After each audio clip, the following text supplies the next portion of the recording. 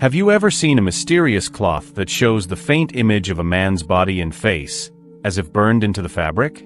Many believe this cloth is the actual burial cloth of Jesus Christ, and they call it the Shroud of Turin. But is it really what people claim it to be? Or is it just an ancient forgery meant to inspire faith or attract pilgrims? For decades, scientists and historians have tried to uncover the truth behind this cloth, asking how such a detailed image could appear without paint, why it matches the wounds described in the Bible, and whether it really comes from the time of Jesus. Today, we will take you on a journey into the history and science behind the Shroud of Turin. We will look at where it came from, why it matters to millions of believers, and what modern science has discovered about this cloth. We will also explore the controversies and debates that continue even today, as scientists use advanced tests to find out if the shroud is truly a miracle or simply a clever piece of medieval art. Let's begin our journey with the history of the Shroud of Turin. The shroud is a large piece of linen cloth, around 14 feet long and 3.5 feet wide, with a faint front and back image of a man who appears to have been crucified.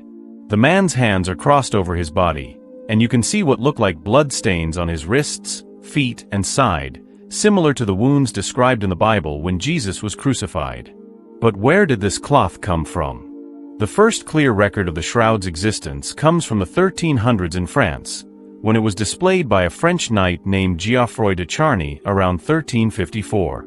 People came to see the shroud, believing it to be a holy relic. Later, in 1578, the shroud was moved to Turin, Italy, where it has remained for over 400 years, safely kept in the Cathedral of St. John the Baptist. Some people believe the shroud may have existed long before the 1300s and that it could be linked to ancient Christian cloths mentioned in early writings, like the image of Edessa, which was believed to have a miraculous image of Jesus' face. However, historians have found no clear records to confirm that the Shroud of Turin existed before it appeared in France in the 14th century, leaving its early history a mystery. Despite this mystery, the Shroud of Turin has deep meaning for many Christians around the world. It is seen as a symbol of Jesus' suffering, death, and resurrection, reminding believers of the sacrifice Jesus made for humanity. During the rare times when the shroud is displayed to the public in Turin, thousands of people from around the world travel to see it, pray before it, and reflect on their faith. Even though the Catholic Church has not officially declared the shroud to be authentic, it has allowed people to honor it as a sacred symbol of devotion. Over the years, even popes have visited the shroud, encouraging people to reflect on the suffering of Jesus and his message of hope and love while viewing it. The shroud has also influenced Christian art throughout history. The long hair, beard, and calm expression seen on the shroud have become the way many artists choose to depict Jesus in paintings and sculptures, shaping how Jesus is seen in Christian art for centuries. The shroud's first public displays sparked curiosity and debate. Some people were convinced it was the true burial cloth of Jesus, while others suspected it might be a fake created to attract pilgrims and donations for the church. In 1898, something incredible happened that renewed interest in the shroud. An Italian lawyer and amateur photographer named Secondo Pia took the first photographs of the shroud during a public display. When he developed the photographic plates, he was shocked to see a clear, detailed image of a man's face and body appear on the negative, as if the negative of the photo turned the faint image into a clear, lifelike portrait. This discovery amazed people and led to a wave of scientific interest. Researchers were eager to understand how such a detailed image could appear on a cloth without using paint or any known artistic method. The photographic discovery made the shroud even more mysterious, and people wanted to know if it was truly a miracle or if there was a natural explanation behind it. To find out how old the shroud really is, scientists decided to use carbon dating, a method that can determine the age of ancient objects by measuring the decay of carbon isotopes within them. In 1988, samples from the shroud were taken and sent to 3 laboratories in Zurich, Oxford, and Tucson for testing. The results surprised many people. The tests dated the cloth to between the years 1260 and 1390 AD, suggesting that the shroud was made during the Middle Ages and not during the time of Jesus. However, these results sparked a new debate. Critics argued that the samples might have been taken from a section of the shroud that was repaired in the Middle Ages, which could have given a newer date. Others pointed out that the shroud had been handled by thousands of people over the centuries, exposed to smoke from fires, and kept in different environments, all of which could have affected the carbon dating results.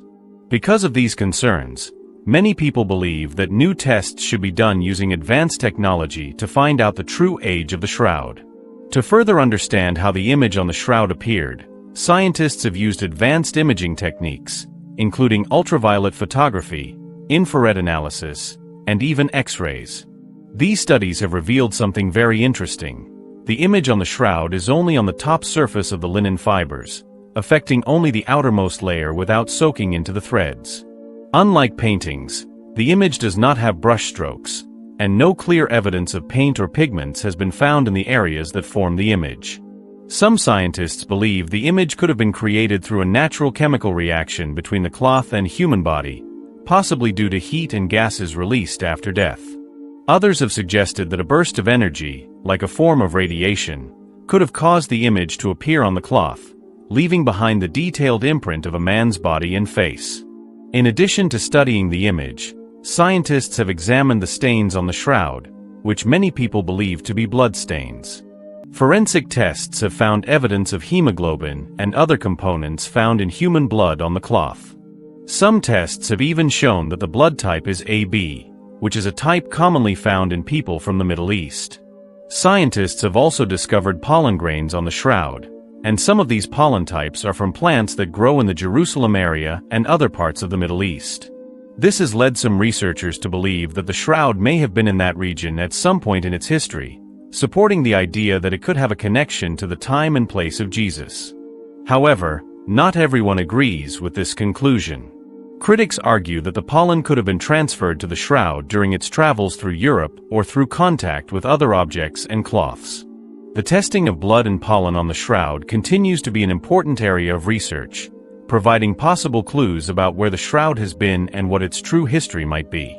The Shroud of Turin remains one of the most studied and debated artifacts in the world, a mystery that continues to attract scientists, historians, and believers.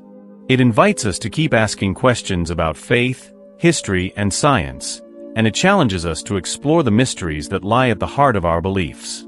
Thank you for watching this deep dive into the science and mystery of the Shroud of Turin. If you found this video interesting, please give it a like so more people can discover it. Share it with your friends or anyone curious about history and faith. And don't forget to subscribe to our channel for more videos that explore the world's greatest mysteries in a clear and simple way. Hit the notification bell so you never miss our next upload. Thanks again for watching, and we'll see you in the next video.